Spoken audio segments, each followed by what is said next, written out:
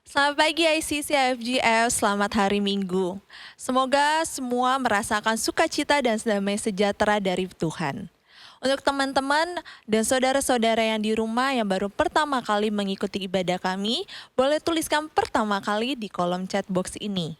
Dan bagikan link ini kepada kerabat Anda agar mereka semua bisa beribadah bersama dengan kami. Dan jangan lupa untuk subscribe YouTube channel kami. Jika Anda mempunyai permohonan doa, Anda bisa menghubungi nomor yang ada di layar Anda saat ini agar tim doa kami bisa berdoa untuk Anda. Sebelum memulai ibadah ini, saya akan membacakan satu ayat dari Ibrani 12 ayat 28 sampai dengan 29. Jadi karena kita menerima kerajaan yang tidak tergoncangkan, marilah kita mengucap syukur dan beribadah kepada Allah menurut cara yang berkenan kepadanya, dengan hormat dan takut. Sebab Allah kita adalah api yang menghanguskan. Marilah kita sama-sama memuji dan memuliakan nama Tuhan. Ya, selamat pagi ICCFGF Bali. Senang sekali pada pagi hari ini kita bisa ada kembali di sini. Pada pagi hari ini kita mau sama-sama kembali memuji dan menyembah nama Tuhan kita. Amin. Yes. Come on, let's go.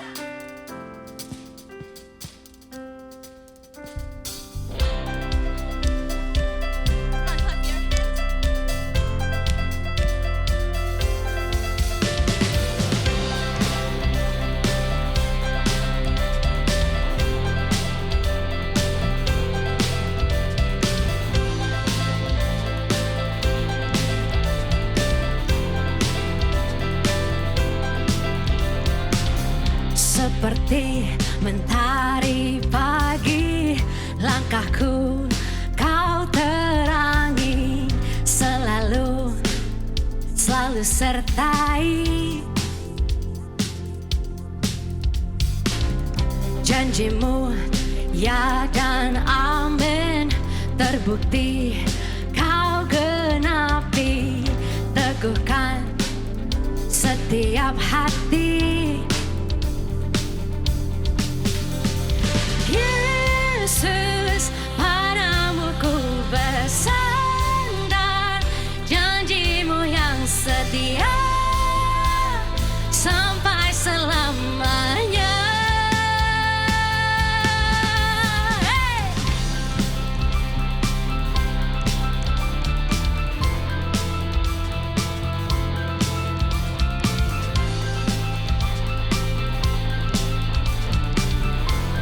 Mari sama-sama kita katakan, seperti mentari pagi. Seperti mentari pagi, langkahku kau terangi, selalu sertai. Janjimu ya dan amin, terbukti kau genapi, teguhkan setiap hati. Panggil namanya Yesus. Yesus, padamu ku bersandar, janjimu yang setia sampai selamanya. Yesus, Yesus, Yesus, padamu ku percaya, firman-Mu yang kekal untuk selamanya. Janjinya ya dan amin, dan pasti tergenapi di hidup kami. Terima kasih Tuhan. Oh Jesus. Mari sama-sama kita lebih semangat lagi, bangkitkan iman kita. Come on. Oh, oh, oh, oh, oh, oh, oh, oh, oh, oh. Lebih semangat lagi, come on. Oh, oh, oh, oh, oh, oh, oh, oh.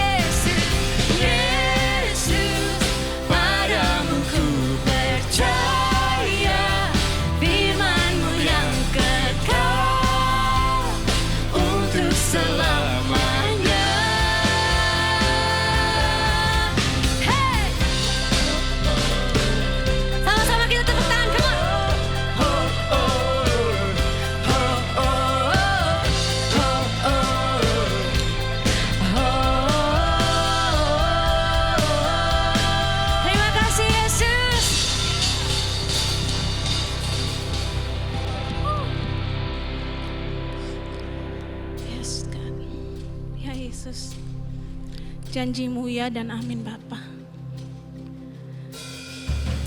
Kalau Engkau bilang iya, itu yang terjadi Tuhan. Itu yang menjadi pegangan hidup kami Bapa. Kami tahu Yesus apapun itu, walaupun kami tidak bisa melihat ke depan Bapa. Tapi Engkau bilang iya, itulah yang akan terjadi Bapa.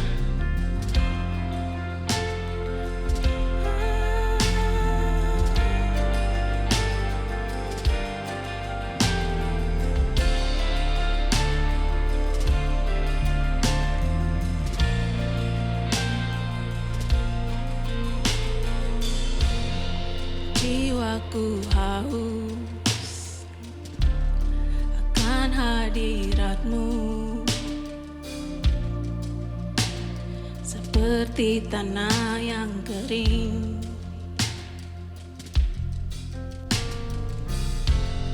Betapa ku rindu rasakan kasih-Mu, puaskan relung hatiku. Kaulah nafas hidupku, Kaulah bagianku,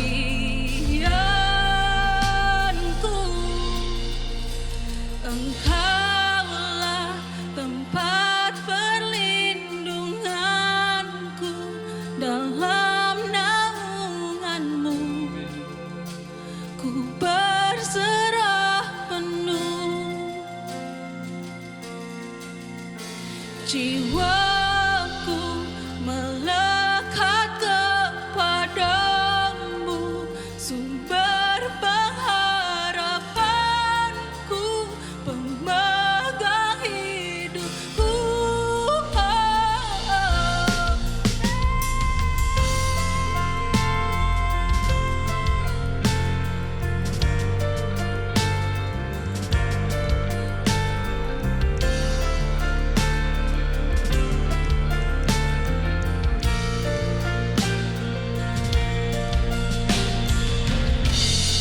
Kasih setia-Mu di setiap langkahku, hapuskan semua takutku.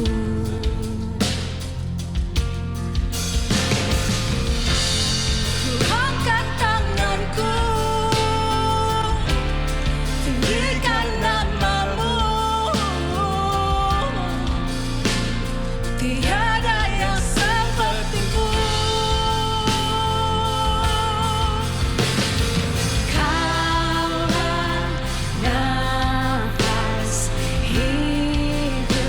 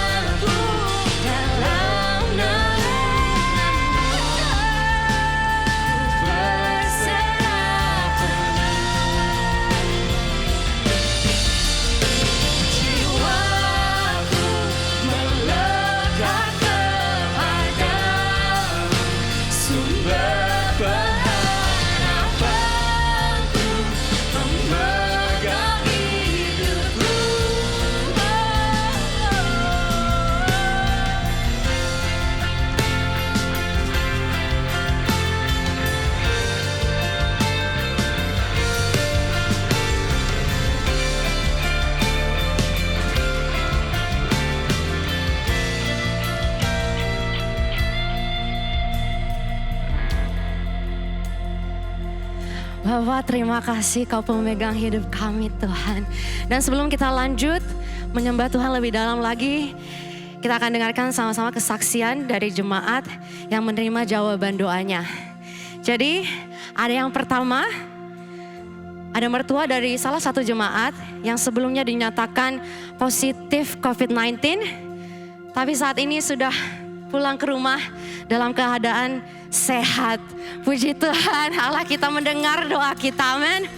Yang kedua, gak cuma satu, ada dua. Seorang jemaat yang terkena stroke ringan dan tim doa kita berdoa bersama. Dan kabar sukacita saat ini sudah boleh pulang dengan keadaan sehat.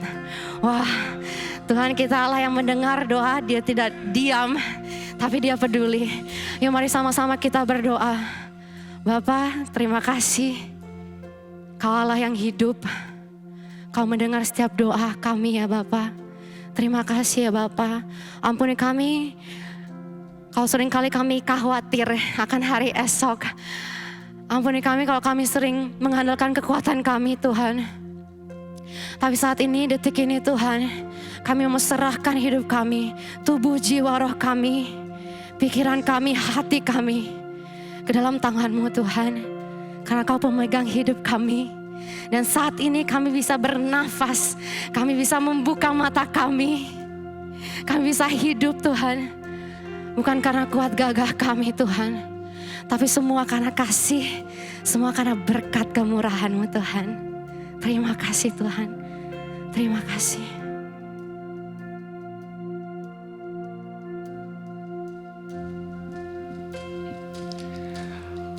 Apabila kami boleh ada sampai hari ini Bapa, semua ini karena berkat kemurahan-Mu. Terima kasih untuk cinta yang boleh kami terima. Terima kasih untuk kesempurnaan hidup yang boleh kami rasakan. Kami ingin mengucap syukur, kami ingin menaikkan pujian kami Bapa.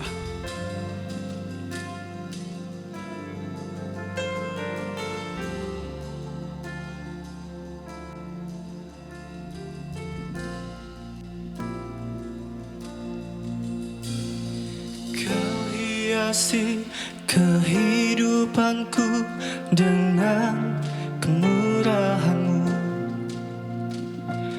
Kau rancangkan masa depanku penuh dengan harapan.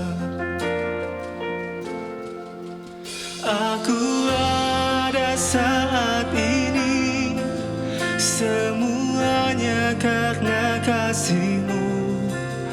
Aku hidup hari ini, semua berkat kemurahan-Mu. Terima kasih Yesus, Engkau sangat baik, teramat baik bagiku.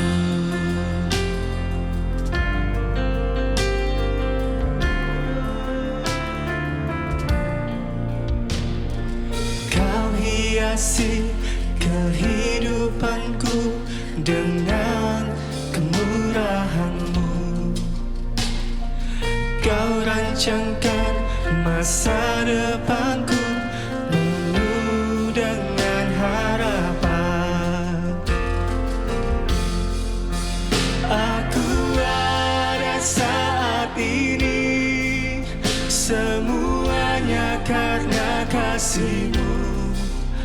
Aku hidup hari ini, semua berkat kemurahan-Mu. Terima kasih Yesus, Engkau sangat baik, teramat baik. Aku ada saat ini, semuanya karena kasih-Mu. Aku hidup hari ini, semua berkat kemurahan-Mu. Terima kasih Yesus, Engkau sangat baik, teramat baik bagiku.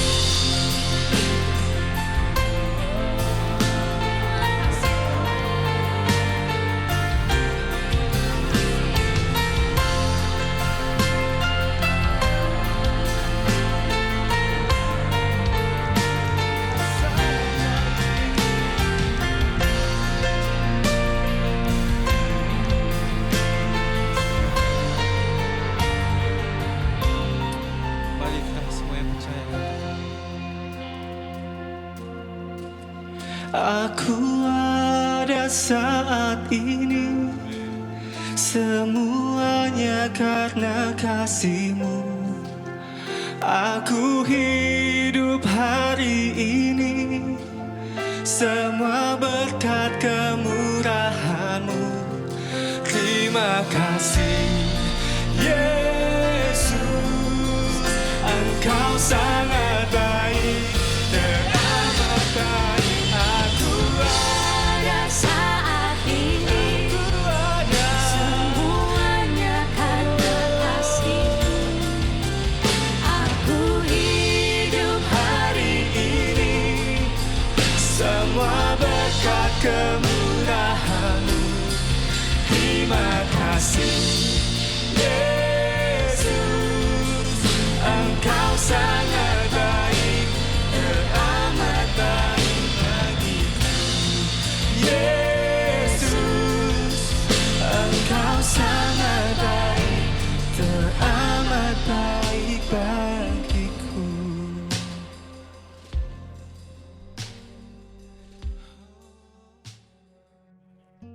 Saya percaya Anda diberkati dengan puji-pujian dan penyembahan hari ini. Tiba saatnya kita akan memberikan persembahan. Anda dapat men-scan QR Code yang akan ditampilkan di layar, atau Anda dapat transfer ke nomor rekening yang sudah ditampilkan di layar. Tiba saatnya kita akan membacakan deklarasi. Bapak dan Ibu, saya undang untuk bangkit berdiri di rumah bersama-sama dengan saya. Kita akan membacakan deklarasi ini dengan lantang. Tuhan Yesus, kami bersyukur atas pengertian dan hikmat, keberanian dan kebijaksanaan, pengetahuan dan perwayuan, komunitas dan persahabatan, kekuatan dan perlindungan. Pintu yang sudah Engkau bukakan, berkat-berkat dan terobosan, keuangan melimpah, dan kesehatan yang baik. Jauhkan kami dari setiap rintangan, keraguan, dan ketakutan. Kami deklarasikan bahwa kemenangan atas bersama dengan kami, karena Engkau sudah menebus dan memenangkan semua peperangan. Dan kami terima kasih, sukacita, dan damai sejahtera yang daripada Engkau.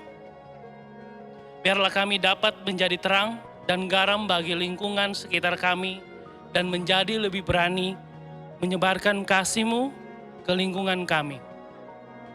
Sebelum kita mendengarkan firman Tuhan, mari kita berdoa. Bapa, terima kasih. Saat ini kami mengucap syukur kalau Engkau sangat baik dalam kehidupan kami. Berkati setiap teman-teman kami, jemaat ICC FGF Bali, dalam memberikan persembahan dan perpuluhan. Dan kami akan siap mendengarkan firman-Mu. Hanya di dalam nama Yesus kami berdoa. Haleluya. Amin. Tuhan Yesus memberkati setiap pemberian.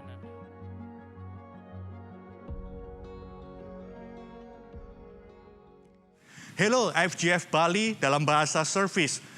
Saya senang bisa berjumpa menyapa Anda dari Surabaya. Terima kasih untuk ucapan selamat dari Pastor Don dan juga Pastor Jessica untuk kami di FGF Surabaya yang tengah merayakan ulang tahun kami yang ke-30. Secara personal, ini adalah tahun ke-17 saya melayani sebagai gembala di FGF Surabaya.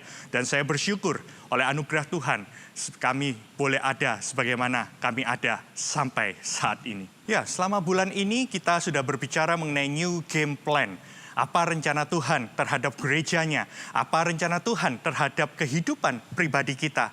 Apa arti Sabat dalam firman Tuhan itu?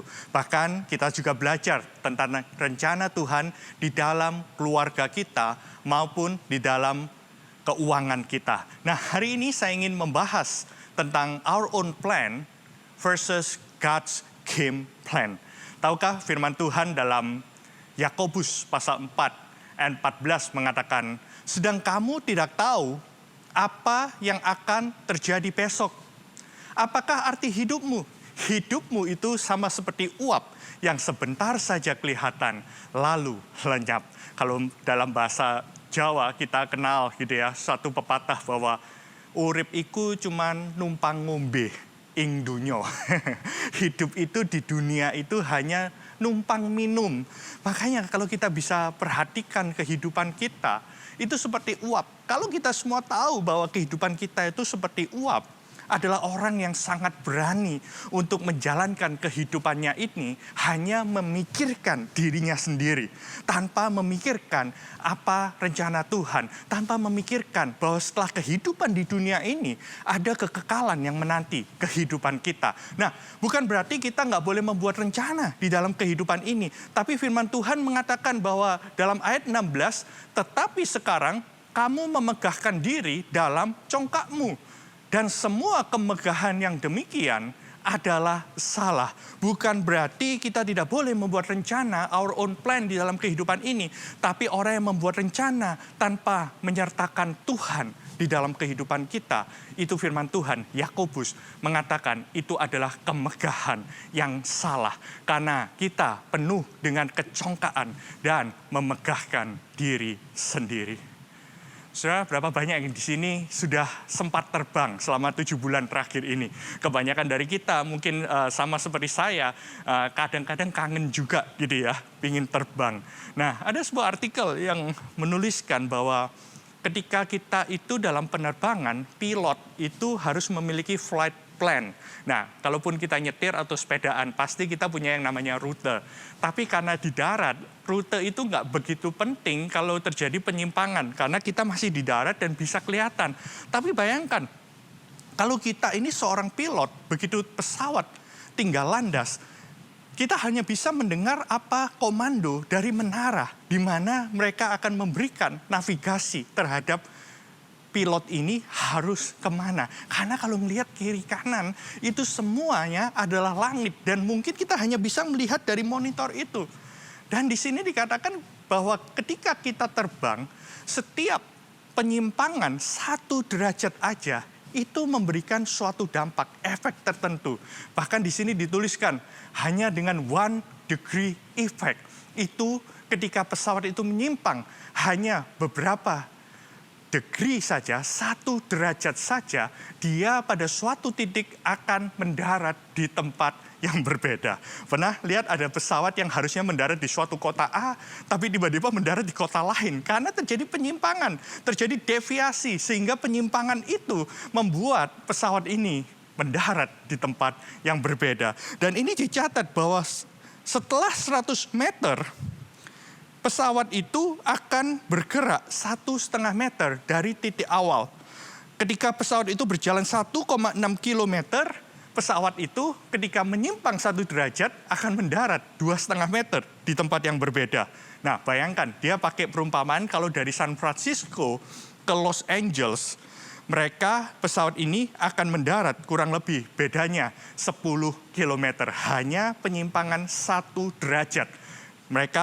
Pesawat ini akan mendarat bedanya 10 km di tempat yang berbeda. Terus dikatakan, kalau kita mau coba terbang 6 jam dari San Francisco ke Washington DC, penyimpangannya adalah 70 km.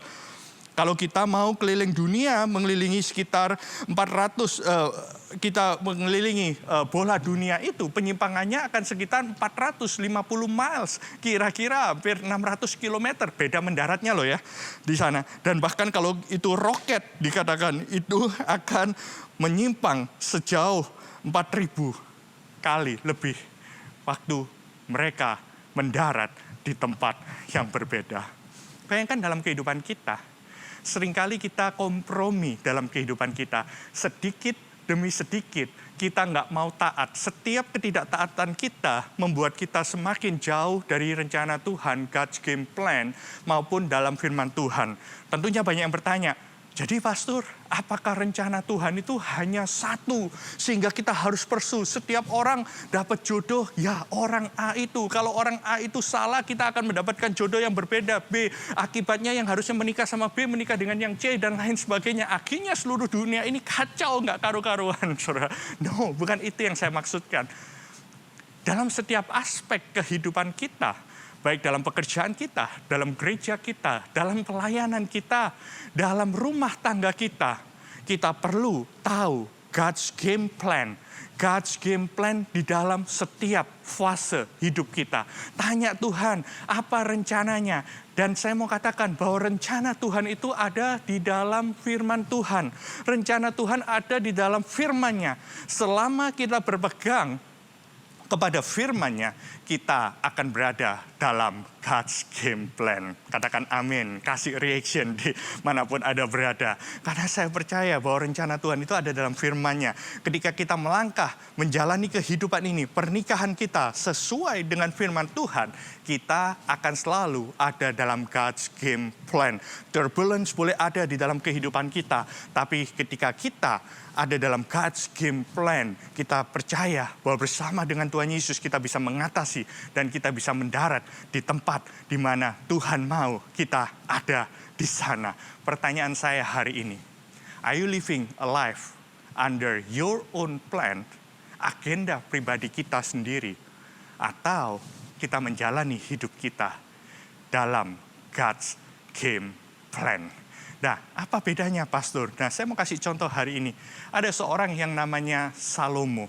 Nah, Salomo ini pada waktu muda, dia nulis buku judulnya Kidung Agung.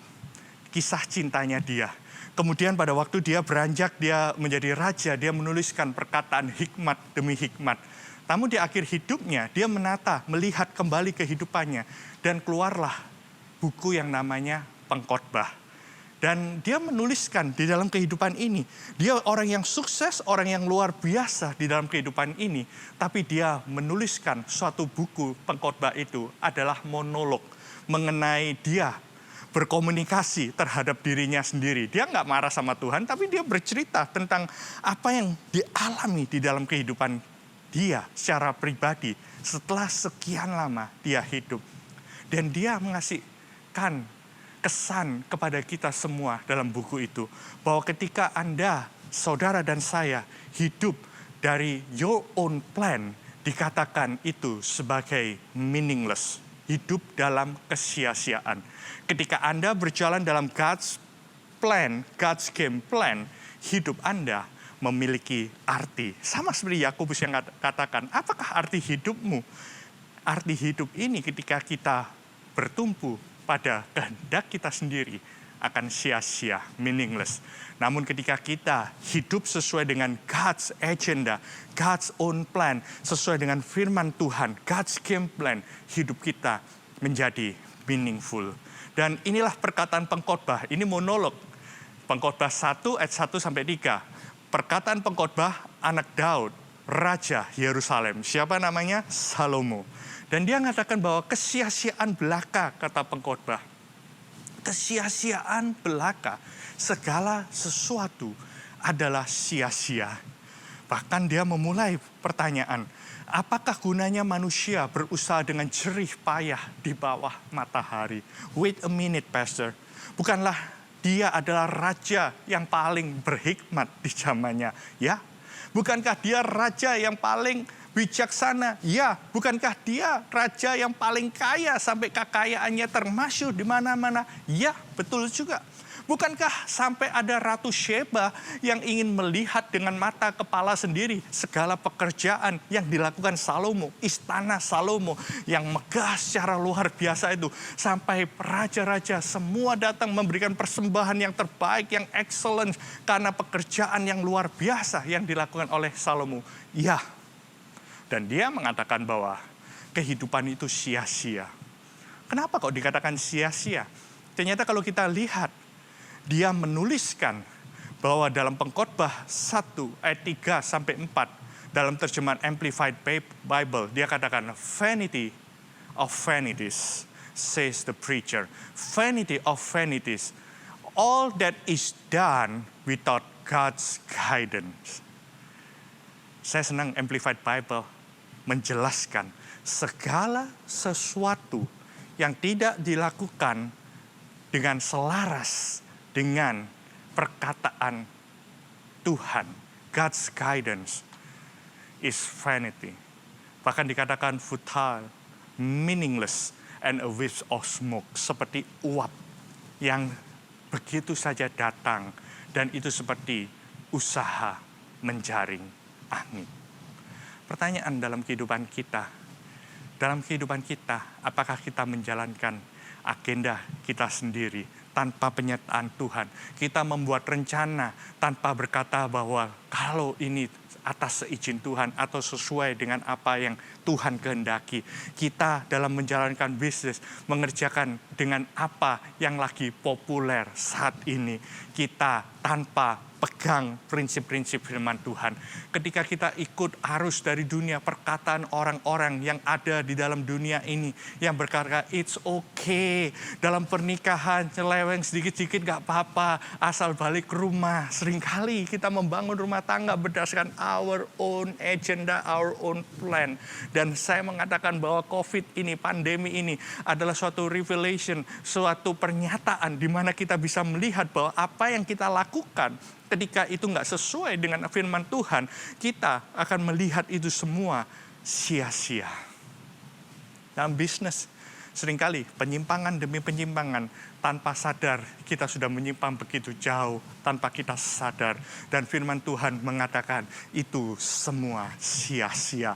Bahkan di akhir dari kitab Salomo tulis dalam Pengkhotbah pasal 12, dia mengatakan, ingatlah akan penciptamu pada masa mudamu. Dia mengatakan, waktu dulu aku muda, aku diajar oleh Daud, bapakku. Aku tahu segala sesuatu itu.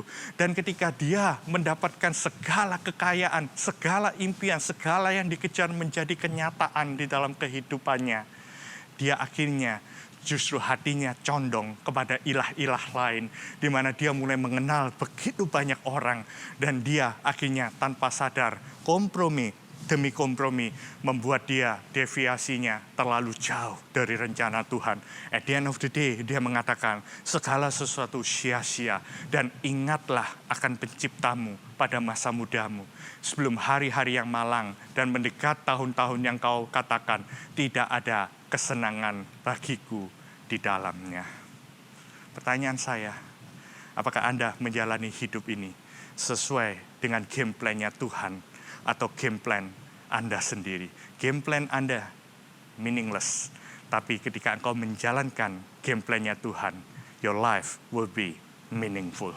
Nah, yang kedua, hidup yang kita jalankan sesuai dengan our own plan tanpa penyertaan Tuhan akan berakhir tanpa tujuan, purposeless. Sedangkan kehidupan yang dijalankan, apa yang kita kejar ketika itu sesuai dengan God's game plan akan purposeful. Waduh, apalagi tadi udah bicara soal meaningless, sekarang ngomong purposeless. Udah meaningless, purposeless lagi. Nah, saya mengatakan Pengkhotbah 2. Nah, ini berbicara mengenai apa yang kita kejar hari-hari ini. Dia mengatakan bahwa aku menyelidiki diriku sendiri dengan menyegarkan tubuhku dengan anggur. Jadi dia mulai examine dalam kehidupannya dia sendiri, dia mulai melihat ke dalam. Dia katakan, akal budiku tetap memimpin dengan hikmat. Dan dengan memperoleh kebebalan sampai aku mengetahui apa yang baik bagi anak-anak manusia untuk dilakukan di bawah langit selama hidup mereka yang pendek itu. Again, Salomo mengatakan, hidup manusia itu seperti uap, pendek. Makanya perlu wisdom. Dan Salomo, begitu banyak kita belajar dari hikmat Salomo, dari kitab Amsal itu. The problem adalah, hikmat itu mungkin is one thing waktu kita mengatakannya, but the other thing, apakah kita melakukannya itu, menerapkan, mengaplikasikan itu dalam kehidupan kita. That's wisdom. Tanpa dia mengandalkan Tuhan, dia memiliki hikmat, tapi dia mengatakan itu tetap purposeless, nggak ada tujuannya. Dan dia mengatakan, aku melakukan pekerjaan yang besar. Dia melakukan segala pekerjaan yang besar, mendirikan bagiku rumah-rumah, menanami bagiku kebun-kebun anggur. Salomo dikenal dengan wisdomnya, hikmatnya, tapi dia juga dikenal dari pekerjaannya. Kalau Anda cari kriteria calon pasangan hidup, calon suami, Anda akan cari orang-orang yang penuh hikmat, yang waktu pekerjaannya itu excellent. Aku mengusahakan bagiku kebun-kebun dan taman-taman dan menanaminya dengan rupa-rupa pohon dan buah-buahan. Works-nya excellence, no doubt about it. Apa yang dilakukan oleh Salomo itu luar biasa. Terus dia katakan, aku menggali bagiku kolam-kolam untuk mengairi dari situ tanaman pohon-pohon muda. Dan dia mengatakan, aku membeli budak-budak laki-laki dan perempuan. Orang yang memiliki budak itu adalah orang-orang yang punya kekayaan yang luar biasa, punya wealth. Ada budak yang lahir di rumahku, bayangin, budak sampai beranak pinak di dalam rumahnya dia. Dan juga mempunyai banyak sapi. Sapi berbicara mengenai kendaraan pada waktu itu. Mungkin dikatakan pada saat itu adalah sport car. Sapi mungkin setara dengan Lamborghini atau Porsche, dan kambing domba itu setara dengan mobil-mobil yang kendaraan niaga sehari-hari. Dan mengatakan lebih, siapapun yang pernah hidup di Yerusalem sebelum aku, dia mengumpulkan wealth, mengumpulkan kekayaan yang luar biasa. Kriteria pasangan hidup kita lihat masuk kan, orang yang berhikmat, orang yang punya kerjaan excellence, kemudian orang yang kaya. Wow, tinggal mati masuk surga aja gitu ya, benar. Tapi kita bisa lihat di sana, dia juga ngelihat bahwa aku mengumpulkan bagiku perak dan emas, harta benda raja-raja di daerah-daerah, dia setiap tanah yang diinjak gitu ya. Aku mencari bagiku biduan dan biduanita, yakni yang menyenangkan anak-anak manusia. Dia hidup bergelimangan dengan harta benda dan wanita, banyak gundik. Istrinya 700, gundiknya 300. Hidupnya dikelilingi dengan orang-orang yang mengagumi dia gitu ya, dengan women. Dan ini semua adalah apa yang dikejar manusia di dalam dunia ini. Kekayaan, hikmat, kemudian pekerjaan yang baik, kemudian banyak wanita yang suka kepada dia, termasuk permaisuri-permaisuri dari raja-raja di luar kerajaannya. Semua orang suka akan Salomo. Dia hidupnya begitu mempesona. Dengan demikian aku menjadi lebih besar, bahkan lebih besar daripada siapapun yang pernah hidup di Yerusalem sebelum aku. Punya istri, nambah kerajaan dan lain sebagainya. Dan pada itulah hikmatku tetap ada padaku. Dia bisa belajar berbagai macam ilmu. Dan ayat 10, aku tidak merintangi mataku dari apapun yang dikehendakinya. Mau ngelihat ini, beli, segala sesuatu. Aku tidak dapat menahan hatiku dari sukacita apapun. Sebab hatiku bersukacita karena segala jerih payahku. Itulah buah segala jerih payahku. Setiap weekend ada wine, ada party di dalam kehidupannya. What a life. Orang akan iri terhadap kehidupannya. Tapi ini yang saya mau katakan ayat 11. Ketika aku meneliti segala pekerjaan yang telah dilakukan tanganku dan segala usaha yang telah kulakukan untuk itu dengan jerih payah, lihatlah. Segala sesuatu adalah kesia-siaan dan usaha menjaring angin tanpa tujuan. Memang tidak ada keuntungan di bawah matahari.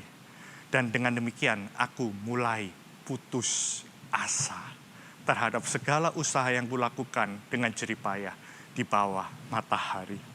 Sebab kalau ada orang yang berlelah-lelah dengan hikmat, pengetahuan, dan kecakapan, maka dia harus meninggalkan kebahagiaannya itu pada orang yang tidak berlelah-lelah untuk itu. Dia mulai mikir, apa yang dia sudah kumpulkan, itu nggak ada tujuannya. Itu akan sia-sia, karena dia harus meninggalkan. Pada akhir hidupnya, dia harus meninggalkan.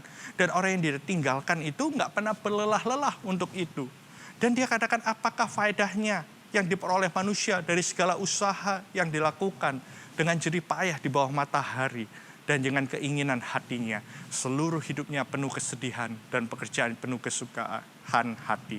Bahkan kepada malam hari hatinya tidak tentram. Ini pun sia-sia. Berapa minggu yang lalu Pastor Jimmy sempat sharing tentang rest, tentang sabat. Dan Salomo mengatakan dalam hal ini, segala dia miliki, semua dia kejar.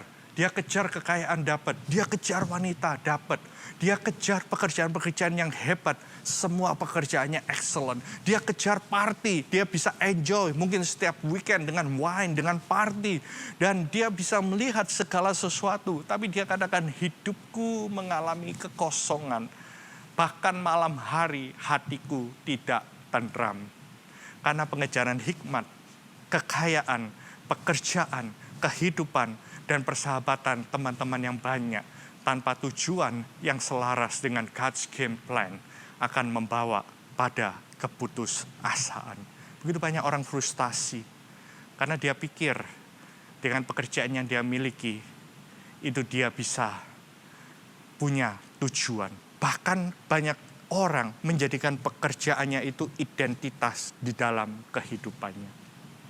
Sehingga ketika pekerjaan itu hilang, maka semuanya itu serasa tanpa tujuan. Berapa banyak juga bahkan para hamba-hamba Tuhan di masa-masa seperti ini. Ketika kita sudah nggak bisa lagi bertemu dengan begitu banyak orang. Kita merasa putus asa, kita merasa bahwa hidup kita ini purposeless. Pertanyaannya, segala pengejaran kita apakah sesuai dengan tujuan yang Tuhan mau di dalam kehidupan kita. Begitu banyak orang-orang frustasi karena apa yang direncanakan tahun-tahun lalu mengenai tahun 2020 ini tidak terrealisasi. Ketika kita menaruh tujuan hidup kita di dalam pekerjaan kita dan akhirnya tidak sesuai yang kita harapkan, kita mengalami frustasi, keputusasaan. Itulah saatnya kita kembali bertanya. Kita kembali ke God's game plan. Dan kita bertanya pada Tuhan, Tuhan, apa tujuanmu di balik semuanya ini? Pertanyaan yang benar adalah dengan segala situasi yang aku hadapi hari-hari ini, apa pekerjaan besar apa yang engkau sedang persiapkan di dalam kehidupanku? Karena segala pencapaian, pencarian, pursuit of happiness, wealth, women, wisdom, everything, tanpa kita memiliki tujuan hidup yang dari Tuhan, itu mengakibatkan kita frustasi dan putus asa. Itu yang kedua.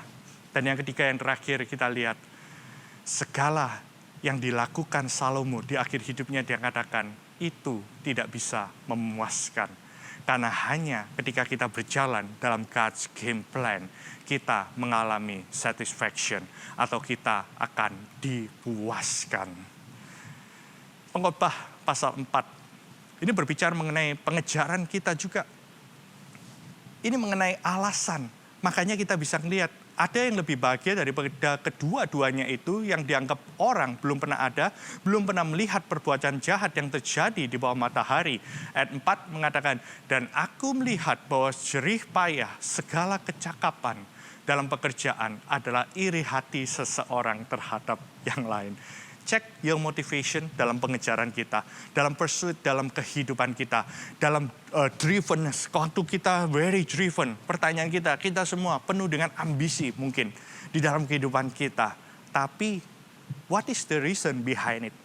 Karena Salomo mengatakan, kalau itu alasannya iri hati, comparison, membandingkan diri sendiri, dan competition, kamu tidak pernah puas.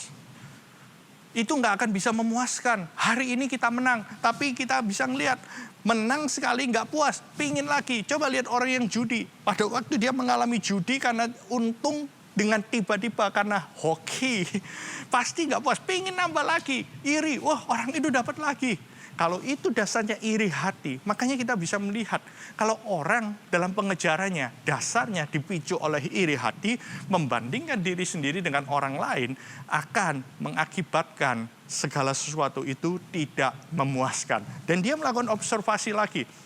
Dia mengatakan gini, ayat ke-6, segenggam ketenangan, restedness, again, begitu banyak orang nggak bisa punya rest, nggak bisa punya sabat, nggak bisa ngelepas handphone barang 1 menit saja, apalagi 24 jam. Appreciate kalau Pastor Jimmy pernah mengatakan bahwa dia punya kebiasaan 24 jam. Dia coba dalam seminggu untuk bisa rest, untuk memiliki sabat. Dia katakan segenggam ketenangan, restedness, karena hari-hari ini banyak orang nggak bisa rest di dalam kehidupannya. Lebih baik daripada 2 genggam jerih payah dan usaha menjaring angin, compulsiveness, ingin sukses secara instan. Cek pengejaran kita, kalau itu dasarnya ingin cepat sukses secara instan, itu pun tidak akan memuaskan. Ayat 7, aku melihat kesia-siaan lagi di bawah matahari. Kalau orang sendirian, tidak mempunyai anak laki-laki, saudara laki-laki, tidak henti-hentinya berlelah-lelah, matanya tidak puas dengan kekayaan. Untuk apa aku berlelah-lelah dan menolak kesenangan? Ini pun kesia-siaan yang menyusahkan. Kalau dasarnya adalah keserakahan, tidak pernah puas, covetousness, itu tidak akan memuaskan kita. Bahkan Pengkhotbah 5 mengatakan ayat 10, siapa yang menyertai uang tidak akan puas dengan uang. Siapa yang mencintai kekayaan tidak akan puas dengan penghasilannya. Ini pun kesia-siaan. Pernah nyoba? Anda punya mobil yang bagus, bentar lagi keluar keluaran yang baru. Dan Anda berkata dalam hidupmu, aku pingin sedikit lagi, sedikit lagi, sedikit lagi, sedikit lagi. Puas nggak kira-kira? Nggak akan puas. Coba tanya sama orang yang memiliki gadget yang terbaru. Aku terakhir deh ini beri, tapi nggak lama kemudian keluar keluaran terbaru. Puas nggak? Enggak. Pengen lagi, pengen lagi, pengen lagi.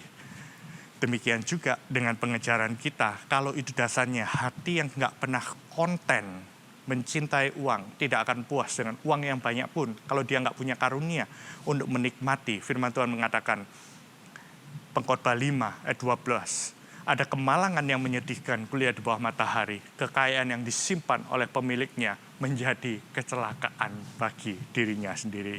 Wow, tadinya itu kekayaan, kebanggaan, tapi mencelakakan kehidupannya. Dan kekayaan itu akan binasa oleh kemalangan sehingga tidak ada suatu pun padanya untuk anaknya. Check your heart hari ini.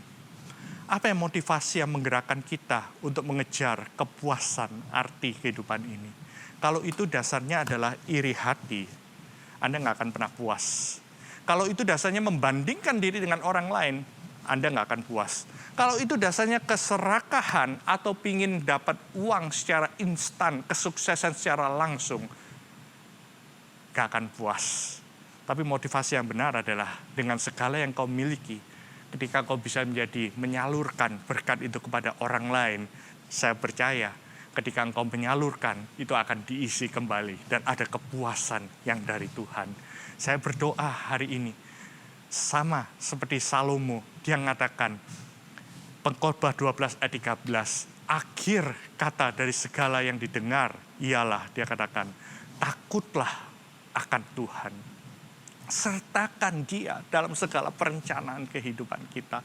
Berpeganglah kepada perintah-perintahnya, karena inilah kewajiban setiap orang.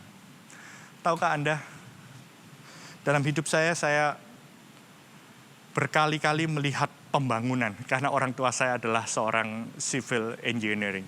Dan di dalam gereja, saya senang sekali melihat bangunan, dan saya sering terlibat dalam pembangunan rumah Tuhan. Dan ketika bangunan itu berdiri megah, semua orang yang ditanya apa? Siapa interior desainernya? Siapa arsiteknya? Siapa yang ngatur semuanya ini? Dan percayalah sampai saat ini nggak pernah ada orang yang tanya, siapa yang bikin strukturnya ini, fondasinya kok bisa bagus? Dan saya mengatakan, ketika strukturnya bagus, semuanya orang nggak ada yang pernah memuji.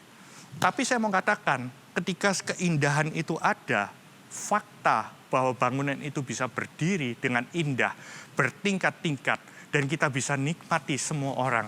Itu tanda ketika fondasi yang dibangun itu secara benar. Masa ini adalah pembuktian apa yang kita bangun. Kalau apakah itu rapuh dan gampang hancur, itu akan menjadi sia-sia, meaningless, purposeless, dan unsatisfied, tidak akan pernah memuaskan. Tapi ketika engkau membangun segala sesuatu di dalam kehidupanmu dengan God's game plan, engkau akan mendapatkan arti kehidupan.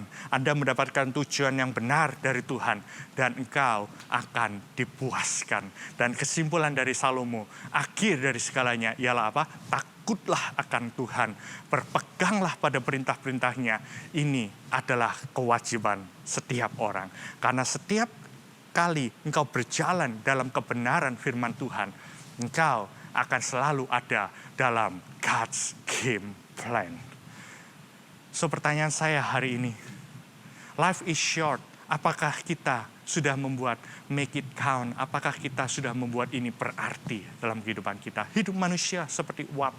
Apakah kita mengejar hal yang benar melalui kekayaan kita, pekerjaan kita, keluarga kita, kehidupan kita, bahkan segala sesuatu yang kita miliki? Nggak salah memiliki semuanya itu, tapi apakah kita mengejar hal yang benar, motivasi di balik semuanya itu? Apakah kita menghidupi hidup kita in your own game plan, or God's game plan. Karena ketika engkau menjalani di dalam firman Tuhan, hidupmu akan berarti, hidupmu penuh dengan tujuan, dan hidupmu akan mengalami kepuasan dari Tuhan. Hari ini saya ingin berdoa buat setiap Anda di tempat ini. Dimanapun Anda berada hari ini, mungkin hari ini ada yang berkata, Pastor, aku mengalami hidup yang kosong, aku merasa hidupku ini meaningless. Aku merasa hidupku ini tanpa tujuan.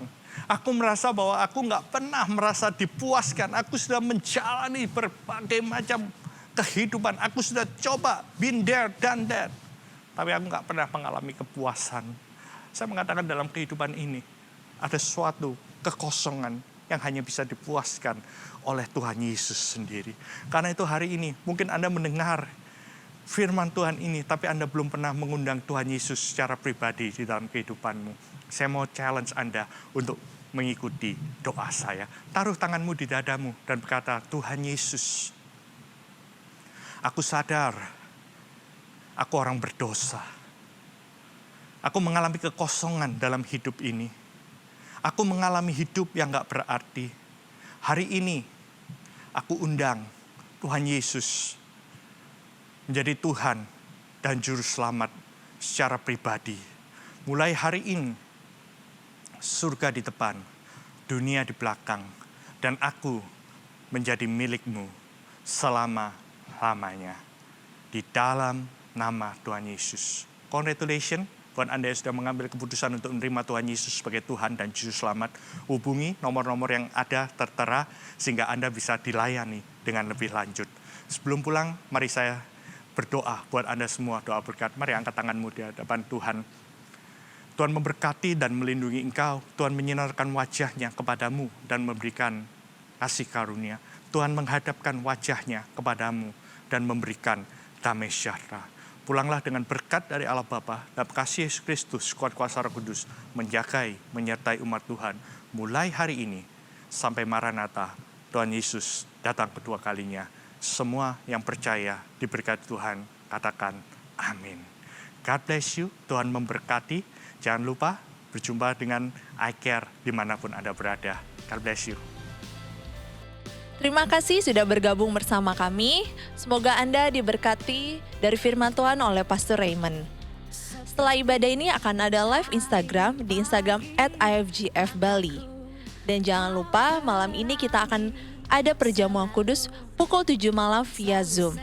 Jika Anda ingin bergabung, Anda bisa menghubungi nomor yang ada di layar Anda saat ini.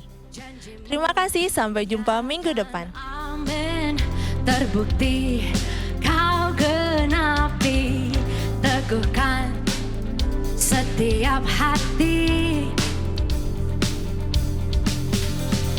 Yesus, padamu ku bersandar, janjimu yang setia sampai selamanya.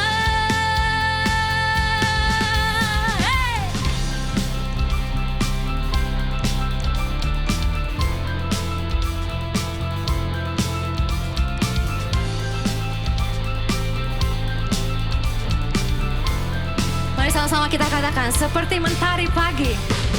Seperti mentari pagi, langkahku kau terangi. Selalu sertai janjimu. Janjimu ya dan amin, terbukti kau genapi, teguhkan setiap hati.